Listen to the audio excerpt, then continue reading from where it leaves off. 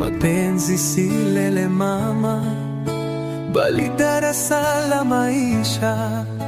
Na hapa Dear Daizo anakupa funzo kwa bidii. Kabla ya kulia machozi, jifunze njia sahihi. Karibu sana na subscribe uendelee kujifunza.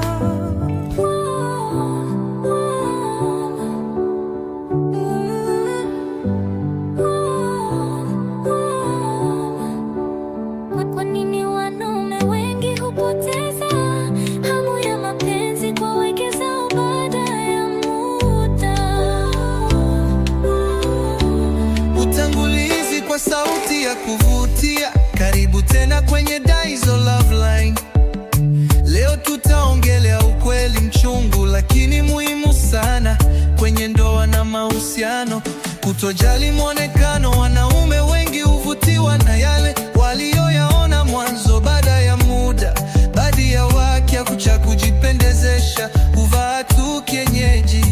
Hii hupunguza ile mvuto ya awali. Ushaunike, jali mwonekano wako hata kama uko nyumbani. Vuto wa nje huongeza hamasa ya ndani. Kukosa mawasiliano ya kina, wanaume hupenda mwanamke anayejua kuwasiliana. Kama hakuna mazungumzo ya kina, ya kucheka, ya kufarijiana, wanajikuta wanitenga pole pole. Kukosa uhuru wa kujieleza, baadhi ya weki wakosoa waume zao kila wakati. Mume anapoona kuwa hawezi kusema jambo bila kushambuliwa, huamua kunyamaza na kuanza kuvutiwa na watu wanaomsikiliza. Kukosa mapenzi na huduma ya upendo. Mapenzi ni kama mmea, unahitaji maji ya upendo kila siku. Wanaume hupenda kuguswa, kusifiwa na kuhudumiwa pia, sio wao tu ndio wahudumie. Mabadiliko ya tabia baada ya ndoa.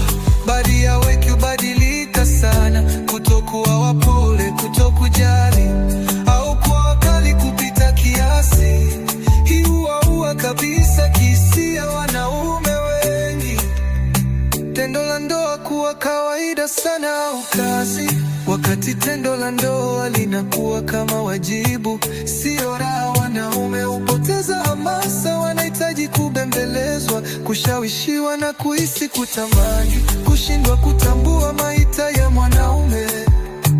Mwanaume na mahitaji ya kihisia na kimwili. Asipopata usikivu, anaanza kujisikia mpweke, na hali hii huua kabisa hamu ya mapenzi. Ujumbe wa mwisho kutoka kwa Dear Daizo: ndoa ni safari ya wawili. Kama hutaki mwenzako akupoteze, usimpe sababu za kupoa. Leo jifunze kumvutia kila siku kama siku ya kwanza. Bonyeza subscribe kwenye Daizo Love Line kwa mafundisho mengine ya nguvu kuhusu mapenzi, ndoa na maisha ya mahusiano.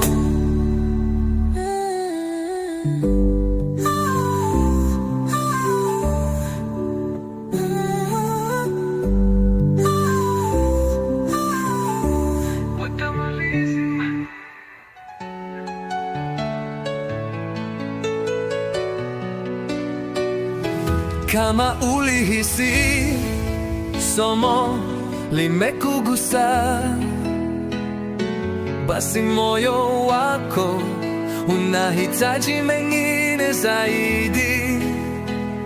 Subscribe kwa Dear Daizo, safari bado ndefu.